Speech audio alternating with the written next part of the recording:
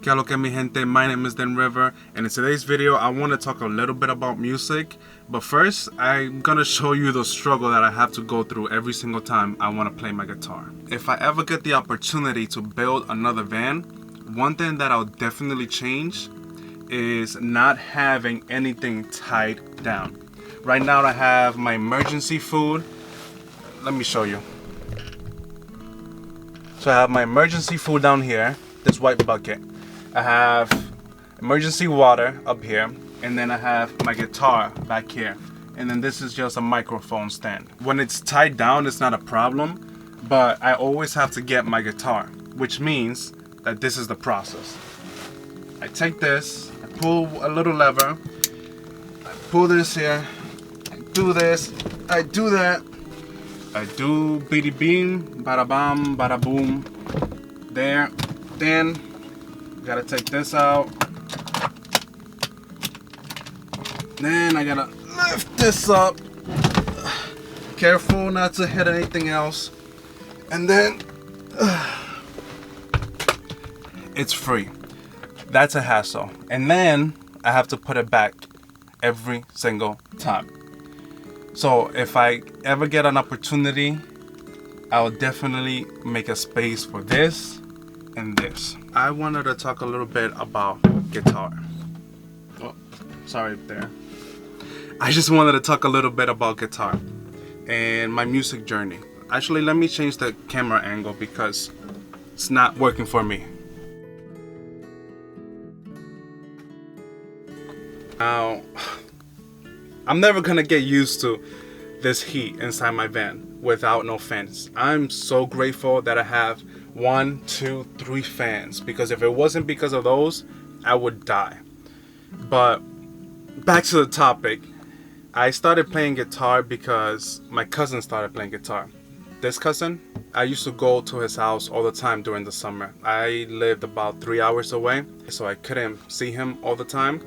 But I would spend the summers there and we would just hang out. And I almost like idolized him. Like he was such a big influencer on certain things when I was growing up.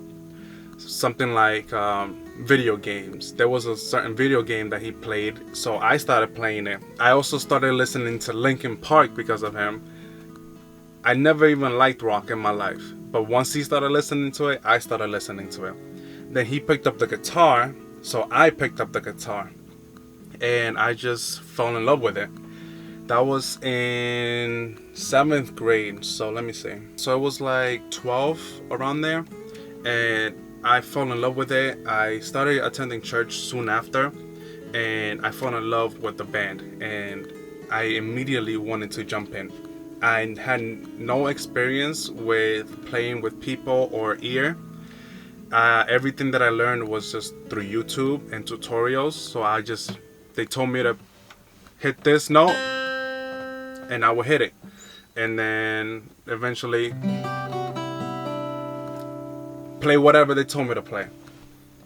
So a couple of years passed and I fell in love with it even more, so I decided to go to college for music.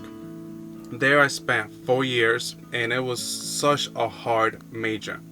For anyone who thinks that music majors are easy and have the life, that is not true. We are doing what we love, so because of that we get through it, but it doesn't mean that it's easy. Personally, I took about 10 to 13 classes per semester, and the reason why was because a lot of those music classes were 1 credit, half credit, and some were even 0 credits, but they were still required. Another thing too is that, at least in my music program, you had to audition. If you failed, you don't get in. So when you go in, you have to have a certain skill set. The first year, it was almost like your trial year. At the end of the year, they tested you to see if you're worthy enough to be in the music program. That sounds so judgment. I don't know, that sounds weird, but they tested you. They wanted to make sure that if you're going into this field, you are good enough, because the fact of the matter is, if you don't have the skill set, doesn't matter how much you want it, how much you love it, you're not gonna succeed. So It's better to cut you off early than to cut you off late. So from my freshman to sophomore year, I saw a lot of people leave. And then they will continue to test you. At the end of your sophomore year, they test you again. And if you fail, they give you a warning. They're like, hey, you are not up to par with our standards. You have to put in the work. Then your junior year, they tested you again. And then for your senior year, you have to pass a piano proficiency test. So no matter what instrument you major in, you always have to take piano, whether as a primary instrument or a secondary instrument. And that was the biggest challenge for most people, passing that piano proficiency test. So what I said in this video was completely true. Everybody will go into Donna's office and rest.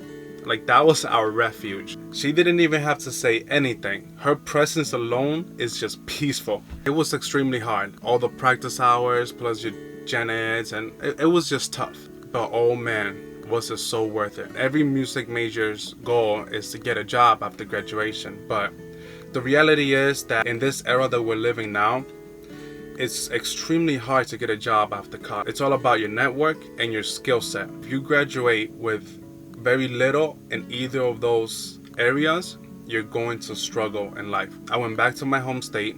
I did some business. I worked here and there. I had some connections, so I was able to get a job at a church playing. I also played in a few different events, and that paid me. I also gave music lessons, so I was involved musically. And then when I made the final decision to officially live in a van, my music started going down. I started practicing less, started playing less, and it's not that I regret the decision that I made living in a van, but the fact of the matter is that because of this decision, my music has had to struggle. So I'm trying to figure out a way to incorporate my vlogs and music together so that I don't have to sacrifice neither of those two things. That's just a quick history of my music background, and with that, I'm calling it a day. If you guys like what you see, like, comment, share, and subscribe. And until the next video, adios.